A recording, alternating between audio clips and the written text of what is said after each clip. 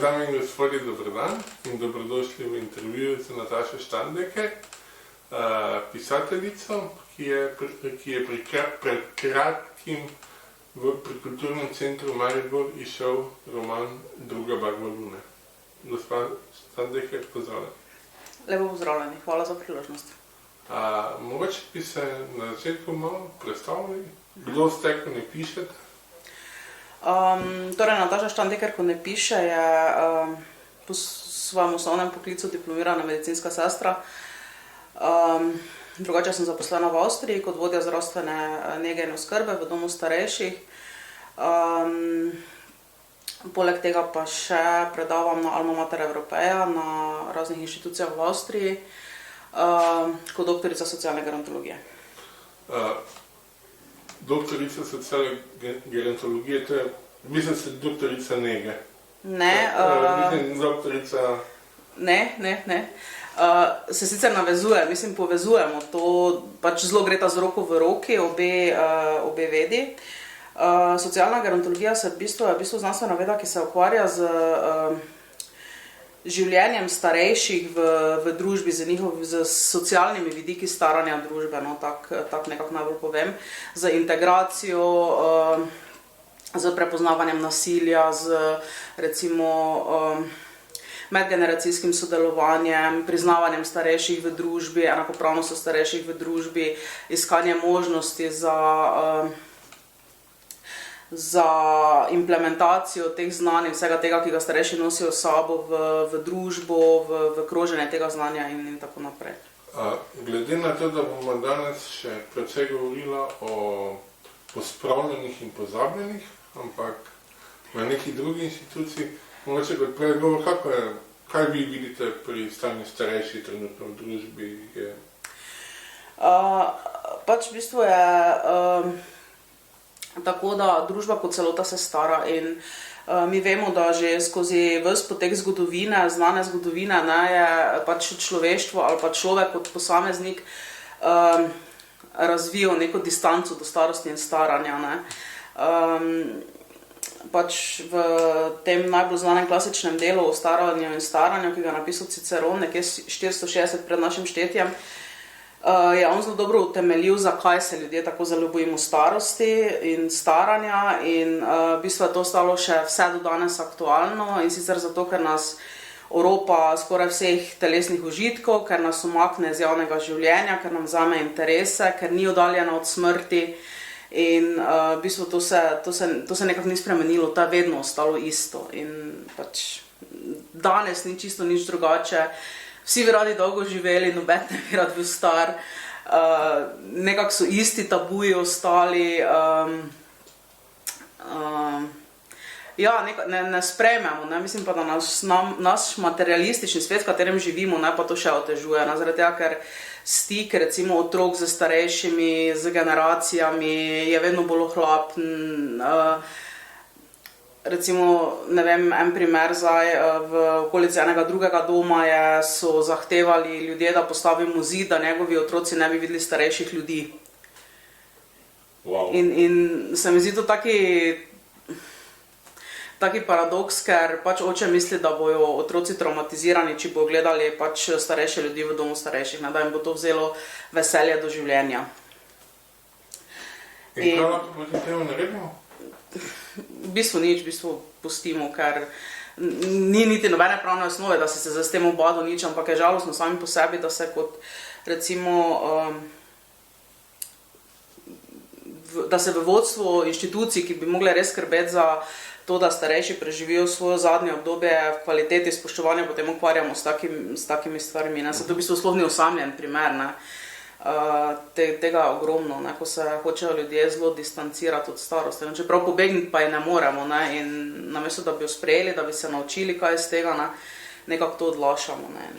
Recimo, dosti filmov, kot sem jih videl, ko govori o tretjem življenjskem obdobju, nekako najde odgovor v tem, da naj se starostniki obnašajo kot najstniki, pa bo vse v redu.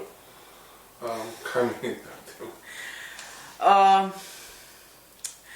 Tako pač je, starost je tako kot vsako drugo življenjsko obdobje, prinese s sabo svoje specifike. Zdaj, Erikson je v teoriji življenjskih faz to dobro opredelil, ne, pač vsak mora iti čez svojo krizo, ne. In ko gre človek najstnik čez krizo najstniških let, potem pač ne more več biti najstnik, ker je to predelal in je to za njim. In mislim, super je, se vsi, v bistvu, če živimo zdravo, če se zdravo razvijamo, če sprejmemo spremembe, potem v bistvu imamo možnost, ne, da vsi celo življenje v nekem delu ostanemo otroci, najstniki in tako naprej. In jaz pač pri svojem delu starejšem opažam, da ljudje, ki so sprejeli svoje spremembe in življenje takšno, kot je, res lažje ujamejo te trenutke, ko so lahko najstniki.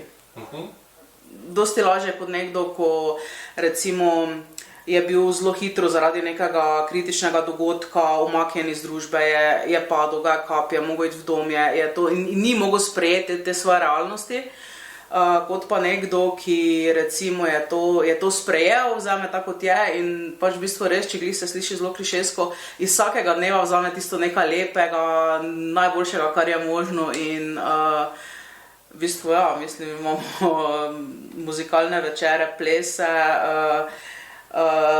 ne vem, razne preobrazbe, fotosešne, modne revije, čisto vse, ne. Oziroma ne čisto vse, ampak dosti tega, ne. Gremo v gledališče, gremo na koncerte, pač ne more vsak vsega, ne. Ampak to, kar se da, pač probamo tudi omogočiti, no. Ste imeli kako poroko? Ne, jaz je nisem doživela, jaz moj ne, ampak vem pa, da so bile, ja. Super. Mislim, pa pare smo imeli, ja, ampak ne, da bi se prav poročili, pa ne, to mislim. Dobro, ampak vaša institucionalna pot, preden ste prišli dom za ostarele, je šla skozi psihiatrično bolnišnico. In o tem v veliki meri govori tudi druga barva Luna. Ja. Torej, jaz sem kot diplomirana sestra začela svojo pot v posebnem socialnem zavodu. In v bistvu je to tako, da ni bil moj prvi stik z ljudmi s posebnimi potrebami, ko sem prišla v službo že z diplomo, ampak je moja mama že delala v take inštituciji in sem v bistvu že od malega, pravzaprav moja mama že kot dojenčka nesla tja in jaz sem v bistvu že celo življenje rasla s temi ljudmi. V bistvu sem z nekaterimi iskala takrat zelo tesna prijateljstva, že takrat. To so bili mladi ljudje, to so ljudje, ki so stari 18 let, ki so že kot otroci v inštituciji in ki pač prehajajo iz inštitucije v inštitucijo, tako kot je pač sistem organiziran. In so bili takrat recimo stari 18 let, ko sem bila stara 18 let, ali pa sem bila stara 16, pa so bili oni stari 18. In sem vedno imela neki občutek, da jim prinesem neki del življenja od zunaj v to inštitucijo. Spremljali so me, ne vem, ko sem spoznala svojega moža, ko smo bila fant pa punca, ko smo začela skupaj hoditi, ko smo se poročila, ko smo dobila otroka, to so bili za njih ravno tak dogodki kot za mene, zaradi tega, ker smo že v bistvu se poznali leta. In zaradi tega pač mogoče imam jaz čisto taki poseben odnos do vse te situacije in do pač življenja in dela ljudi, ki živijo v institucijah. Dajte, imate precej redek uvid v neko okolje, ki vedno vzbuja radovednost in do katerega večina ljudi nikdar ne pride daleko eno uro obiska, pa še to večina ljudi ne. Kak poteka življenje v eni zaprti inštituciji za duševne bolnike? Mislim, moram reči, da so se ta institucionalni pristop se v bistvu, lahko rečem res, na veliko veselje, no, vseeno dokaj spremenil in sprostil, ne, vseeno pa je inštitucija ostala inštitucija in večina inštitucij, ki jih jaz poznam, pač ima svoje zaprte enote in zaprte oddelke in tako naprej. In kakorkoli mi rečemo, inštitucija, moderna, sodobna, ne vem kakva inštitucija je inštitucija in ne more se en potek dneva v inštituciji primerjati recimo z našimi, ker vsaka inštitucija ima svoj red, ima svoj način dela, zjutraj se vstane, se gre umivati, je zajtrk, so zdravila, so aktivnosti. Glavnem vse gre po nekem začrtanem urniku, bolj ko ne, seveda z izjemami, ne. In ljudje čez leta postanejo tako zelo vpeti v ta urnik, da jih v bistvu, če bi jim odmaknili ta urnik, bi v bistvu postali kar zmedeni, ker so navajeni, da je vedno nekje nekdo, ki reče, aha, zdaj ura 10, zdaj pijemo kavo, ne, pa vemo, da ko smo doma, ne, včasih ob 10, včasih pa tudi ob 11, ne, ampak pač ni to pravilo, pa ne bi mogla reči za vse inštitucije, ampak nekako po tem vzorcu pač funkcionira inštitucija, ker drugače niti ne bi mogla, ne, ko je na nekem mestu zbranih, ne vem, 30 ali pa 40 ali pa 400 ljudi, potem mora biti neki red, da to funkcionira, ne.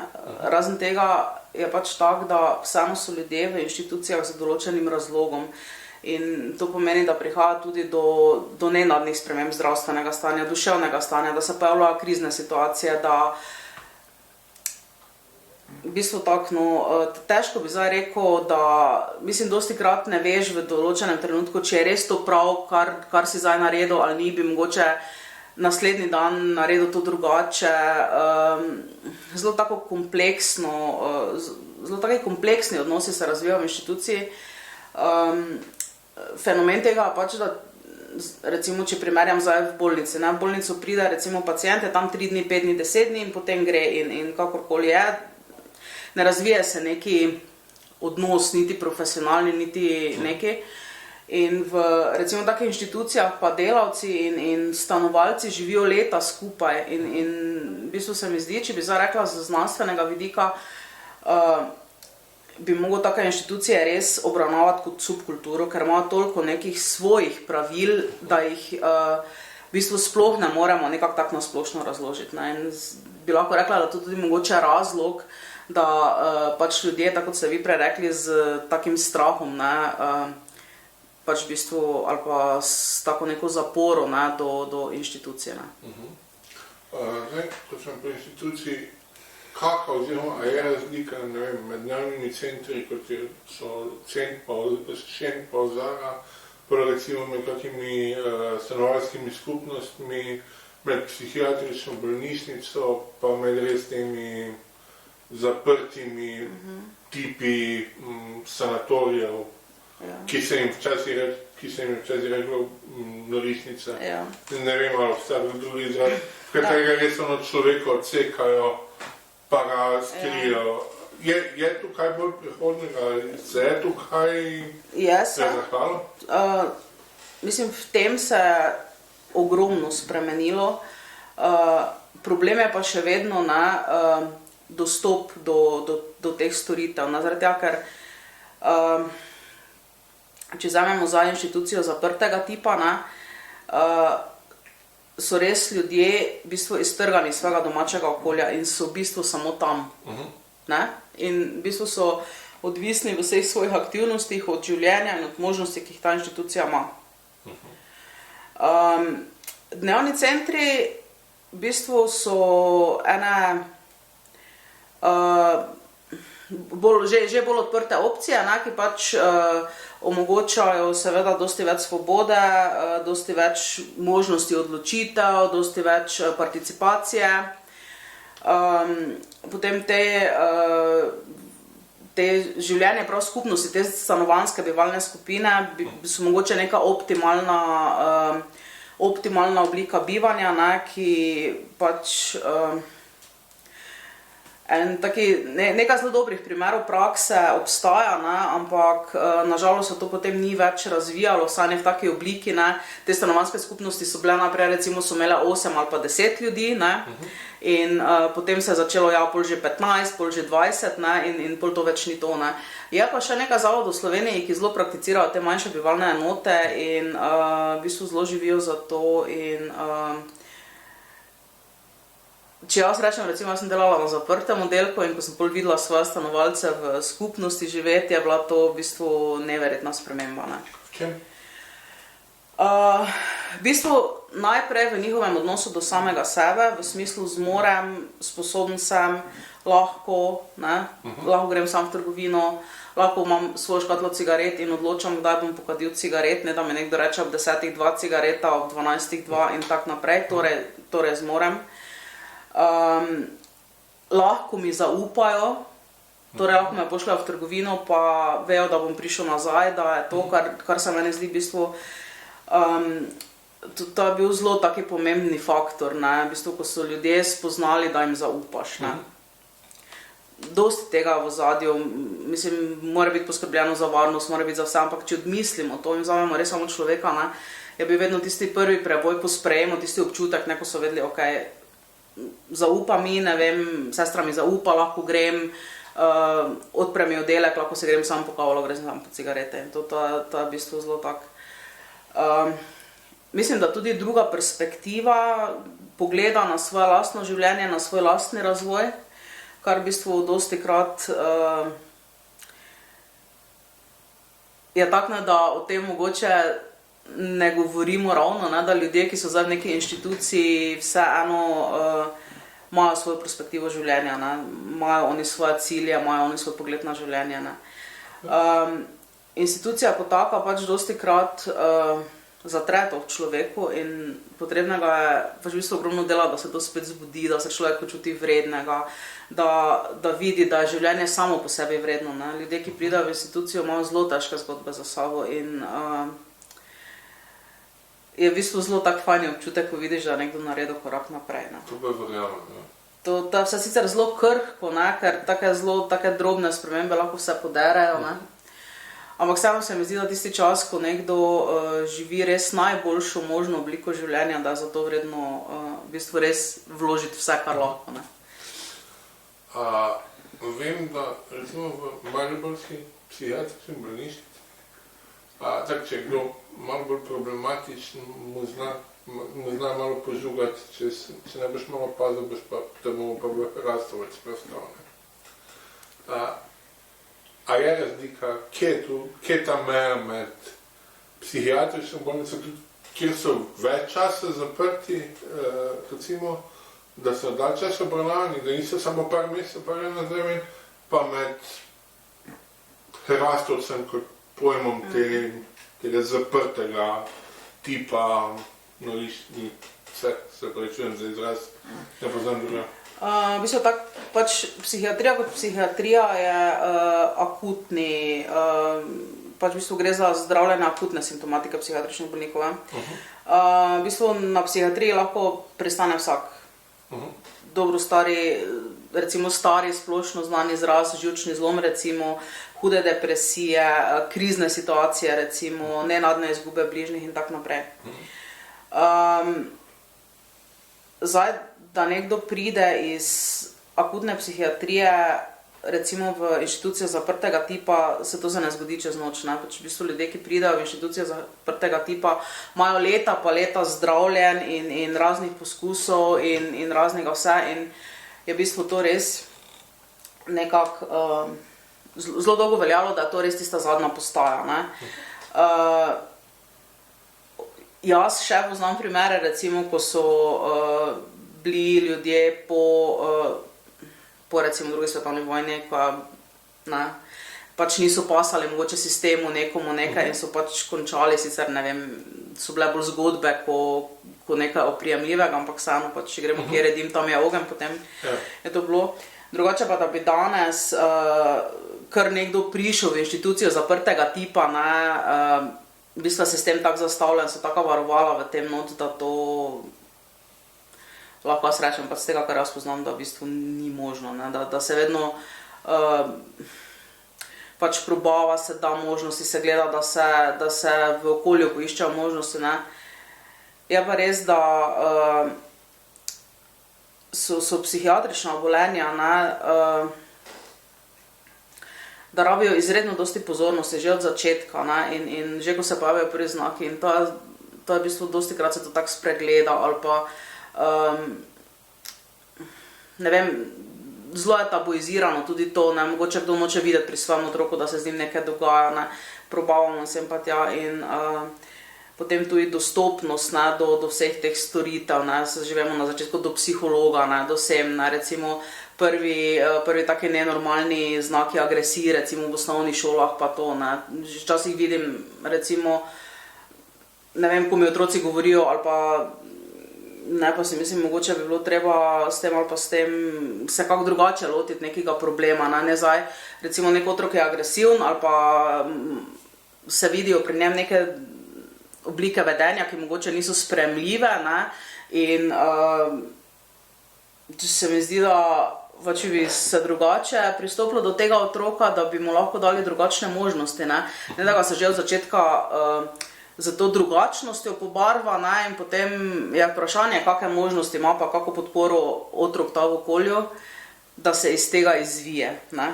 In tu je v bistvu začetek kar vsega, ne, ali pa dosti česa. Prvo učiteljici prej gledajo, da ne boste, kaj? Ja, mislim, tako je to, ne, ali pa vedno je, ko je otrok malo drugačen, je vedno vsega kriv, ne, mislim, da to v ruralnem okolju še dosti bolj, ne. Se mi zdi, da tudi znanje,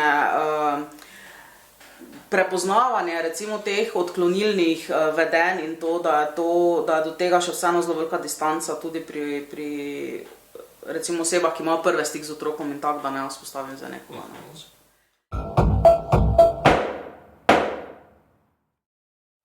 Kako spremembo je antipsihiatrično gibanje to prineslo? Veste moče, koliko je tega bilo pri nas? Mislim, antipsihiatrično gibanje kot tako ne morem reči, pa vem, da so se te iniciative zelo zavzemale za pravice stanovalcev. Mislim, takrat, ko sem še jaz delala, so se dogajale zelo velike spremembe, moram reči. Če jaz ne moram reči, da to bilo zaradi teh iniciativ, bolj zaradi raznih deklaracij, recimo Združenih narodov ali pa raznih direktiv z Sveta Evrope, Evropske unije in tako naprej, recimo, da so se umaknile zamrežene posle, da so se spremenila pravila, ko se nekoga fiksira, recimo, da so se zelo se je spremenila doktrina predpisovanja psihiatričnih zdravil. Potem v tem smislu se je to zelo spremenilo, ne. Takrat se je v bistvu spremenilo tudi to, da neka totalna inštitucija po določenih pogoji ni bila več končna postaja za nekoga. To se pravi, tudi če je nekdo bil sprejet v neko inštitucijo tretjega tipa, je še vedno obstala možnost, da bo po nekem času recimo to inštitucijo zapustil, pa da se bo vrnil k svoji družini ali v neko lokalno skupnost ali v neko drugo obliko bivanja. V bistvu je takrat to bil cilj in takrat se je zelo dosti delalo na tem, da se je iskalo neke alternativne možnosti bivanja in v bistvu vem za kar nekaj ljudi, ki so kljub težki situaciji, v kateri so bili sprejeti v institucijo, potem znova zaživeli. Ni zarečeno, da se nikoli več niso vrnili, ampak tako sem prej rekla, vsaki čas, ki ga nekdo preživi v najvišji možni obliki kakovost življenja, je vreden tega časa in je vreden vsega, kar se v to vlaga. Zdaj, eni lahko dalje, eni manj časa, pač odvisno je to dosti dejavnikov, od same narave bolezni, od teže bolezni, od podpore v okolju, ki jo ta oseba ima in tako naprej. Do zdaj smo govorila o inštituciji, predvsem to od sklopljenih pravil. Zdaj bi pa tudi navezavi na knjigo rad malo šel iz pravil na kamne.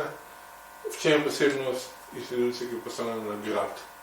V čem je posebnost tega gradu, v kateri se v manj dogaja?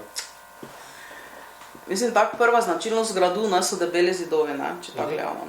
In neprehodnost in ena taka vrata, ki pač ločijo dva svetova, če to gledamo. In v bistvu zdaj v primeru junakov ali pa protagonistov zgodbe v drugi barvi Lune je v bistvu ta ločnica med normalnostjo in norostjo. In v bistvu vprašanje, če je prehod možen, v kakšni obliki in kaj je v bistvu rešitev. Jaz bi vas mogoče, vi ste navajali že besede svojega mentora, Toneta Parkliča, da obstajata dve vrsti resnice, ena je življenjska, ena je pa literarna.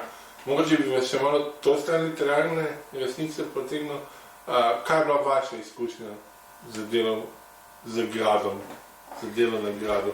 Kaj je vas tukaj, kako se vas je ta grad dotaknil?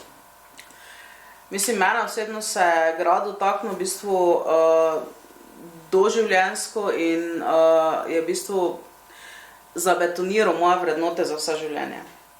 Jaz sem pač vedno zagovarjala mnenje, da bi mladi morali na nek način prostovoljno ali civilno, oziroma da bi mogel biti stik z temi ljudmi v bistvu mus za v bistvu vse mlade. Zaradi tega, ker to, kaj se naučiš za zidovi ali pa za vrati gradu, se ne naučiš nikoli. Ne moreš tega prebrati, ne moreš filmu pogledati, ne moreš nič. Zato, ker je pristnost teh ljudi in njihova čistost in njihov pogled na življenje kljub težki situaciji je v bistvu za mene nekaj najlepšega, kar sem jaz doživela. Lahko da ti kak primer?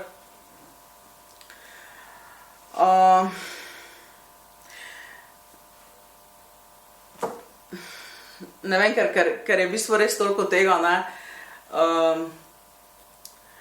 mislim že to, da tudi če si bil žalosten ali pa pač hočeš to skriti, se v bistvu v službo, mislim, vemo, vsi nas učijo, služba je služba, privat življenje je privat življenje, ne da se to vedno tako ločiti, pač včasih nečeš nekaj službe domov, včasih preneseš nečes v službo, in pač včasih priješ tudi žalosten, se ne vem, in enkrat, več ne spomnim, kaj je bilo, v glavnem mi reče en stanovalec, dan si pa žalostna.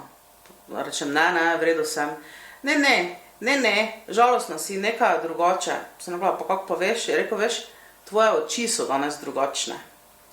In me je v bistvu, čisto me je šokiralo, ker noben drugi ni to, v bistvu to tako opazil ali pa tako doživel. Če glisem, mislim, moje mnenje je bilo, da sem tisti dan naredila čisto vse isto kot vse druge dni. In tudi, ko mi je ta stanovalec to povedal, sem mislila, ok, očitno sem res, ampak oči pa ne more zakriti. In v bistvu tak njihov uvid, njihov občutek do resnice, do zaupanja, do nekih malenkosti življenja, to, kar se mi zdi zunaj, vse to tako zelo manjka. Hvaležno za čisto enostavne, male stvari. Ne vem, se mi zdi, če bi vsaj malo tega prenesli zunanji svet, pa ne bi zelo preveč romantično, bi res bilo marsikomu lepše. Upam, da sem zdaj odgovorila na vprašanje. In to zelo lepo.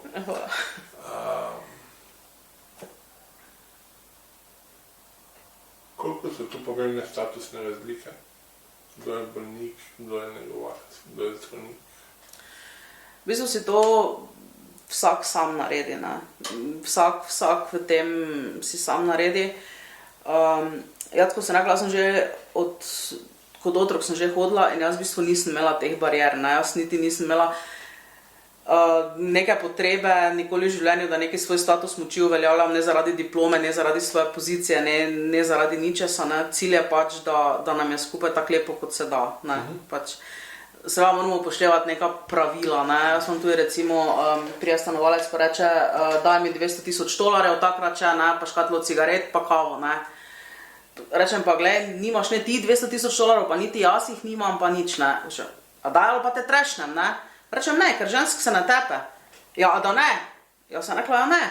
In pa reče, boš dala zdaj kavo? Ja, kavo pa ja.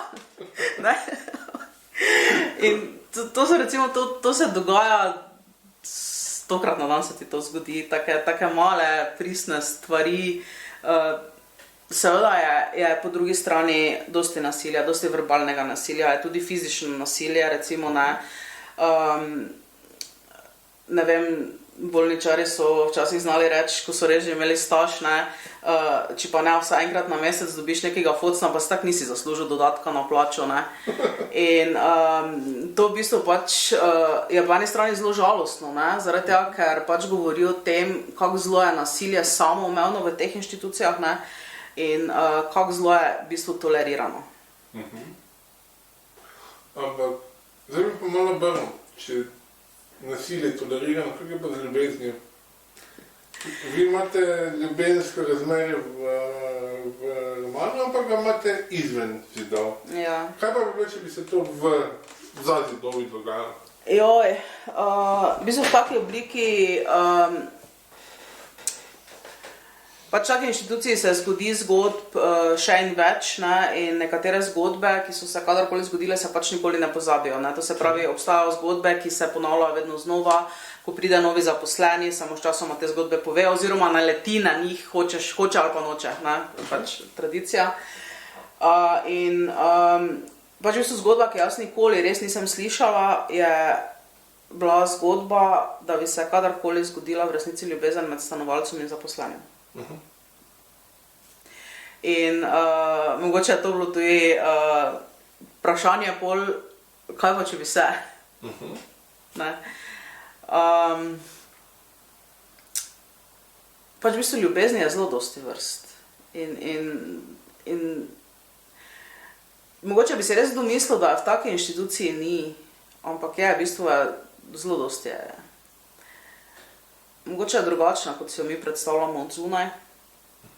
In v bistvu je lepa. Primer? V bistvu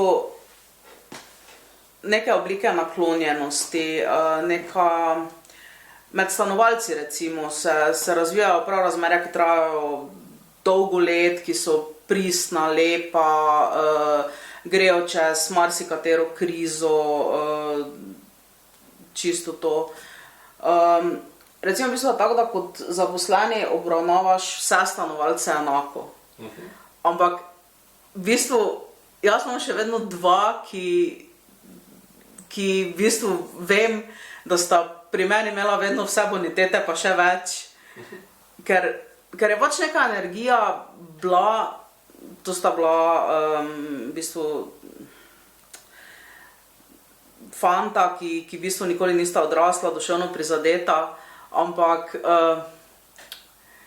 pač nikoli nisem mogla, ne vem, kako bi nazaj to povedala, pač imaš neke ljudi v tej masi, ki so ti v bistvu izredno ljubi. In en teh fantov je potem umrl in jaz sem bila res grozno žalostna. Če ljudje umirajo v takih inštitucijah vsak dan, ampak ne vem, meni je bilo, se mi zdi, da mi je ta fant videl pod vse moje maske, kadarkoli sem prišla in da je vedno znal z neko pravo besedo v bistvu zadeti bistvo in srž tistega dneva in če recimo ni bilo to, ne vem, kako bi to povedala, to pač v bistvu taka naklonjenost do nekoga, ki veš, da si mu potreben, da te v bistvu rabi, pa da mu lahko z neko malenkostjo polepšaš dan, mogoče to. Najbolj to, ker res ni bilo treba res nič, ampak je bil pa feedback v bistvu gromozanski. Jaz bi šel mogoče še pokorak, kaj pa spolnost v takih primerih?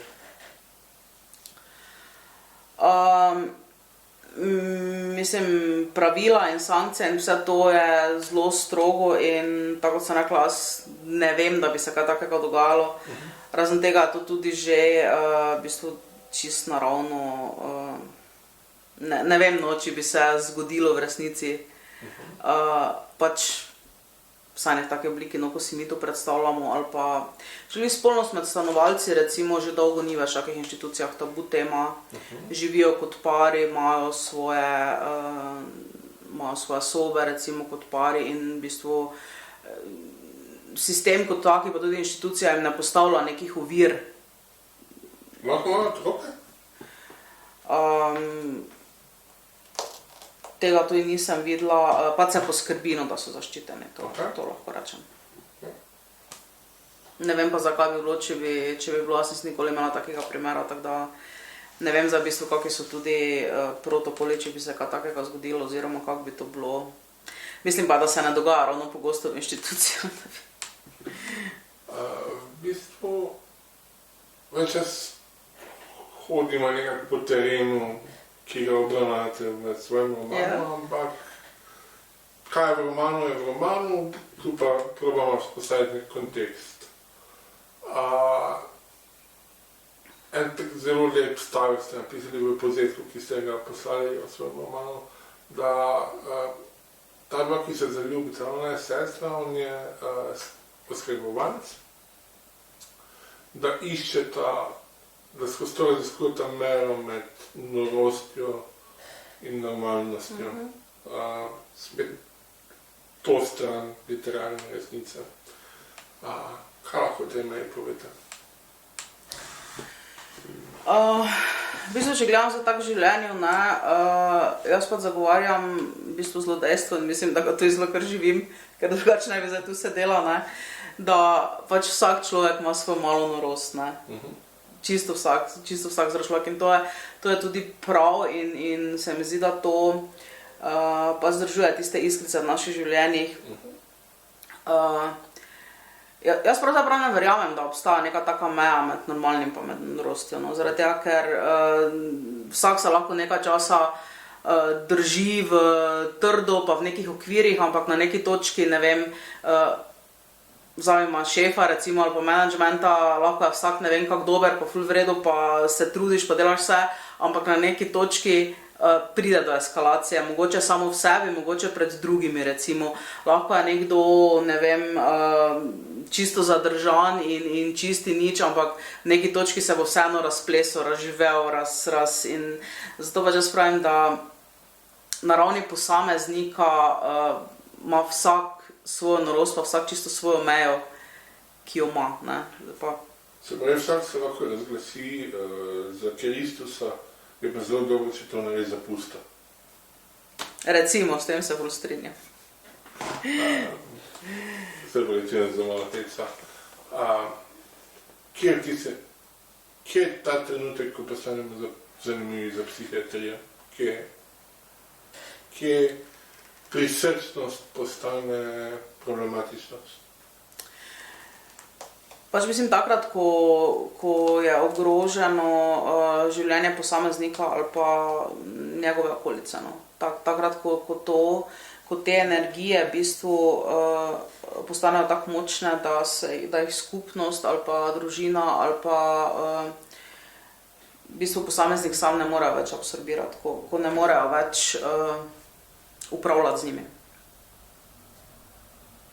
Upravljati? Ko v bistvu ne morejo teh energij več kontrolirati, ko ne morem več kontrolirati ali svoje žalosti, ali svojega veselja, ali svojega odnosa do nekoga, svoje agresije, ko to v bistvu začne ogrožati življenja drugih. Ali pa kakovost življenja, ali pa ne vem, smisel življenja tistih v okolici ali pa samega sebe, oziroma na prvem mestu samega sebe, pa potem tistih v neposredni bližini. To je moje mnenje. In točno potem se vas vprašam. Posebno težo ima v vaši zgodbi tudi spomin. Ja. Čem je teža spomina? V bistvu spomin nas veže s preteklostjo. Preteklost nam da identiteto. In v bistvu sem htela v knjigi pokazati, kaj se zgodi, če ta identiteta v nekem trenutku zgine. In vse kar je do te identitete privedlo, cela življenjska zgodba, kaj je potem, kako bi se lahko človek počutil, ki se v tem znajde in v bistvu kakšne možnosti ima, da se izvleče iz tega. Je v tem tudi osvoboditi? Dostikrat je lahko.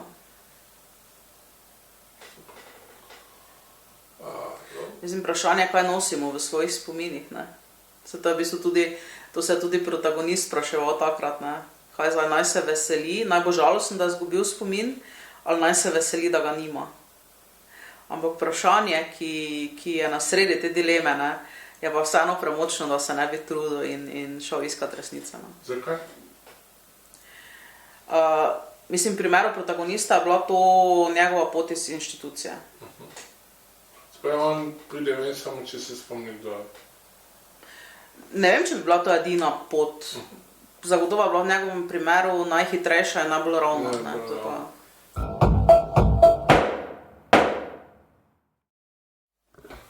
Pa ne vidimo malo nenavaden skok tukaj in iz norosti in iz gradu pridemo na drugo stran obzidja k Turkom. Ampak ne k tem našim, ki so delali grozodejstvo, ampak k sodobnim v Istanbulu. Vaša zgodba se razplete v Istanbulu, spet to stran literarne resnice. Kaj vas je tako očaralo na Turčiji? Mislim, mene je očaral Istanbul. Okay. Ko sem prvič stopila iz letala, tako na starem letališču Ataturk. V bistvu je meni izlet v Istanbul kupil moj mož za rojstni dan. Ker sem pač takrat tako večina kolegic gledala te turške serije in mož je rekel, dobro, zdaj pa če je konkurenca, te pa gremo tja pa da vidimo. Ne? In pač je moj mož res dobil konkurenco, ne, ampak v enem čudovitem mestu, ne, in midva smo se v bistvu oba zaljubila v Istanbul. In kadarkoli imamo možnost ali pa kadarkoli rabimo neki filter, ne, gremo midva tja. Okay. In ja, jaz sem si že zelo dolgo želela napisati knjigo in čeprav je takrat še ni bilo, ko sem šla tja in vsakokrat, ko sem šla, ni bilo nič, ampak jaz sem vedno vedela, da če bom kdaj napisala knjigo, se bo vsaj del odvil v Istanbulu. Ker se mi zdi, da je to tako malo poklon moje naklonjenosti temu mestu. Kaj pa je to naklonjenost? Kaj so to stavbe? Je to vrvež? So to odnosi? Kaj je v Istanbulu tega? Ne vem, Istanbul ima neko posebno energijo. V bistvu mene tako spominja, če si to predstavljam kot ta babilonski stolp, kjer vsi ljudje govorijo vse jezike, kjer se z vsemi razumeš, kjer, ne vem, tudi če ne razumeš jezika, se z ljudmi lahko sporazumeš. In mesto ima taki svoj posebni von in že to, da se tam prepletata dva kontinenta, da si skoraj v trenutku iz Evrope v Azijo, da sta to dva popolnoma različna svetova v enem mestu. Ogromno umetnosti je v Istanbulu, res kamorkoli pogledaš je nekaj lepega, mogoče modernega, mogoče nekaj zelo inovativnega. Fascinantno mi je ta njihov odnos do živali, recimo teh živali, ki so po mestu, ki so sicer veljajo za zapuščene oziroma da nimajo lastnika, ampak oni zelo skrbijo za te živali in recimo v Haji Sofiji, še predna je bila mošeja, smo bila z možom enkrat in je tam kar črna mačka ležala v tistem kropilniku notri in mislim, če si zdaj zamislim recimo Haja Sofija pa Cerkev Svetega Petra, ne, Cerkev Svetega Petra bi to verjetno sprožilo celo akcijo švicarske garde, ne, ampak tam pa to v bistvu nikoga nič ni motilo, mislim, mačka se je tam pustila slikati in se mi zdi taka harmonija vladala tam notri in se mi zdi, kako malo je v bistvu potrebno, da so ljudje srečni, da živijo v nekem sožitju živalmi z vsem tem in da pač ne, tako zelo kompliciramo, je to zelo dosti lažje, ne, pač. Nobenega ni motila tista mačka v glavnem tam in se mi je to zdelo tako, pač v bistvu lepo, no. Rekli ste, da so dva mesta v enem, dva svetova v enem. To malo odkriti? Istanbul je po eni strani zelo tradicionalno mesto za tisočletno zgodovino. Če hodimo po predelu Sultan Ahmed, to je predel, pač, kjer je Modra mošeja, kjer je Haja Sofija, kjer je palača Topkapi. V bistvu, ko hodiš med temi starimi zgradbami zgodovinskimi, se vedno nekako predstavljam te sultane, sultanje z vsem tem nakitom, z vsemi temi svilenimi oblekami. In bolj prijaš v popolnoma moderni svet, visokih stolpnic, modernih trgovin, modernih shopping centrov, vseh najboljših znamk. V bistvu meni je to zelo fascinantno, kako to z enega dela kar prestopiš nekega drugega in v bistvu kako ljudje zelo cenijo svojo zgodovino in obenem zelo težijo k temu modernemu. No. Mislim, se zelo dobro znajdejo v svetu tehnologije, zelo napredni so, zelo napredno razmišljajo, zelo dobro poznajo recimo geografijo, vejo, odkot si, poznajo neke razmere sveta in to. Tudi ko se na tržnici pogovarjaš recimo, ali pa pač razgledani so, včasih tudi, če se pogovarja z nekom, ko ne vem, dela za stojnico pa to, ti bo postregel s kako življenjsko modrostjo, v bistvu v vsakem trenutku se lahko nekaj naučiš. No. Nekaj bi še rada povedala, všeč mi je to sožitje generacij. Res mi je, to je nekaj, kar me zelo fascinira v tem mestu. Ne samo v teh družinskih delavnicah in to, ko skupaj dela, ampak na splošno njihov odnos do starejših ljudi. To je nekaj, kar je recimo, če zdaj primerjam z Dubajem, ne, v Istanbulu vidiš to življenje, ne, v Dubaju recimo pa je zelo moderno mesto, ampak ne vidiš v bistvu skoraj da ne starejših, ali pa ljudi na vozičkih, ali pa v bistvu tako futuristično prečiščeno mesto. Istanbul pa je zelo tako mesto z dušo, življenjsko, mislim, ja, fascinantno. Malo ste omenili bazar, to je mislim, da je ena taka velika fantazma vsakega, Ja. Mislite, še bo taka bazar? Ja, mislim, veliki bazar, Kapali čaršija je v bistvu res tako pravlično mesto, ena najstarejših delov Istanbula in pa seveda jaz ne vem, jaz si ne predstavljam ženske, ki tam ne bi bilo lepo. Pač ne samo zato, ker je ogromno zlatnine in vsega tega, meni so pač zelo všeč ti njihovi umetniški izdelki, drobni mali kipci, izdelki iz keramike, knjige, seveda v Istanbulu hrana, ne, mimo tega skoraj ne moremo, ne, ker je pač mislim, se mi zdi, kot da grem v drugi svet, no, ko sem tam na bazarju. Ena zanimiva zgodba je, ki je zelo povezana z romanom in sicer za bralce, ko bodo prebrali, bojo potem ugotovili, bojo prišli do enega prizora, kjer je omenjena lastna igla oziroma toka, se reče. In jaz sem v bistvu to iglo iskala v bistvu zelo dolgo in je nikjer ni bilo in smo šla z možem prav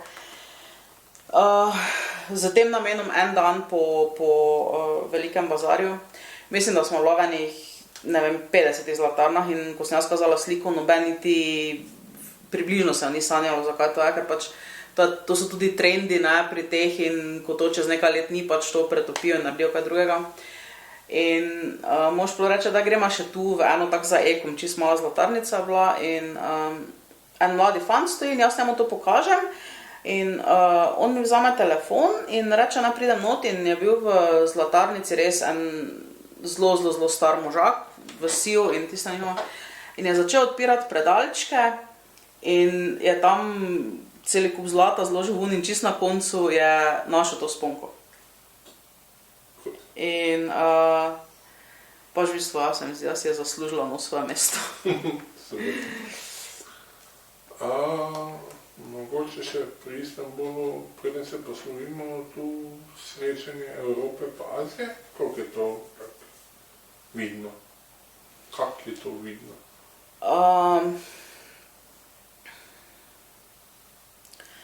Mislim, prehod je... Je most prek? Ne, ja, most je, ja, seveda več mostov je. Jaz v bistvu nikoli nisem šla čez most, ampak sem vedno šla za čolnom, z ladico. Na sredi tega južnega dela je kis Kolezije, ta Deviški stolp. In v bistvu mi dva se vedno vozimo tam mimo, no, z enega predela v drugega.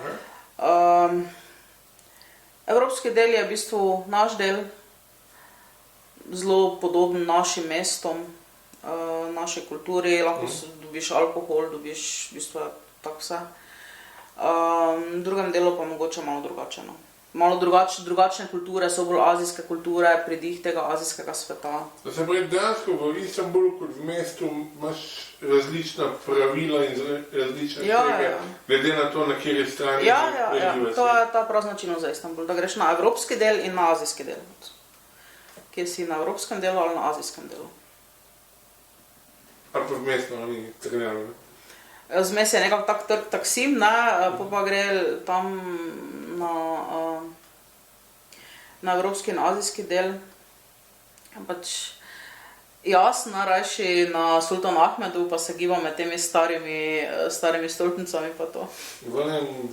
Kaj je pri Koloseju je en taki zbiralnik vode. Aha. Ja, prav posebni to se reče se temu Jerebatan Saraj in je v bistvu pod Topkapi palačo in pod Hajo Sofijo, ker to se v bistvu skupaj drži. Dih jemajoč objekt je.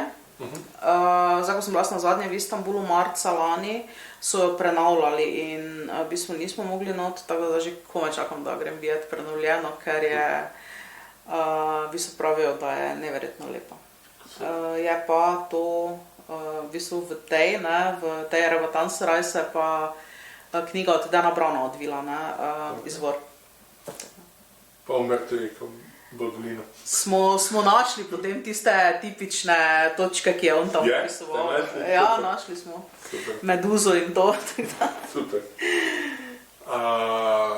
Zdaj, če smo pri knjigah, mogoče še za konec mislim, da smo glavne postaje, o katerih govorite v knjigi, da smo prehodili. Mogoče še na konec, kako je ta knjiga nastala, kako dobro je nastala. Knjiga je v bistvu ideja, da napišem knjigo, je zorela, mislim, da 20 let. Jaz sem si vedno želela pisati in vedno sem želela napisati knjigo in v bistvu sem nekako vedno vedela, o čem bom pisala, ko bom pisala in če bom pisala. Seveda se je zgodba potem razvijala, potem je bila dostikratna hold on, ker sem zmes študirala, pa sem pisala magistersko, pa doktorsko disertacijo, pa sem imela otroke, pa sem imela druge službe. Pač, ko sem pisala doktorsko disertacijo, sem pa res že čisto na glas začela razmišljati, da ko bom doktorirala in ko bom imela več časa, bom pa res napisala knjigo.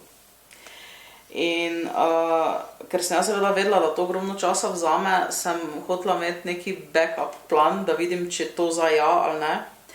In takrat sem naletela na to delavnico Gremo pisati s Tonetom Partličem. In sem potem, moj mož me je zelo spodbujal, da ne začnem pisati, ampak jaz nekako sem rekla, ne bom to zdaj časa nekaj zaganjala, pol pa to v bistvu ne bo za nič, jaz hočem imeti neko informacijo o tem, če ja ali ne. In pač Tone Partlič prihaja iz naših krajev, jaz ga tudi zelo cenim, mislim tudi vse njegove sem prebrala in sem mislila, v redu, to bo zdaj taka primerna točka preloma, ker če bo Tone Partlič rekel, da pač naj s tem ne zgubljam časa, potem vem, da ne, če pa bo on rekel, da potencial obstaja, pol je pa vredno probati in je vredno tega časa. In ja, imamo knjigo, ne. Super. Kaj ga ste pisali? Tak, intenzivno. Intenzivno pisala sem v bistvu 3 mesece. Zdaj knjiga je išla in je na tem, da se prevede v angleščino, nemščino pa turščino. Ja. Se pravi, bo šla po svojo pot po Evropi pa po Aziji. Kaj bi knjigi zaželeli na svoje poti? Mislim, fenomen s to knjigo, moj osebni fenomen je, da sem v bistvu zelo navezana.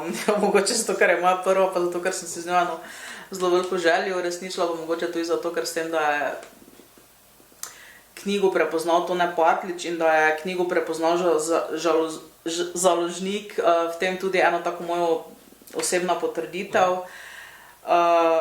Jaz v bistvu želim, da bi jaz to knjigo rastla in da bi v bistvu bila ta knjiga začetek nečesa, kar lahko jaz dam in prispevam.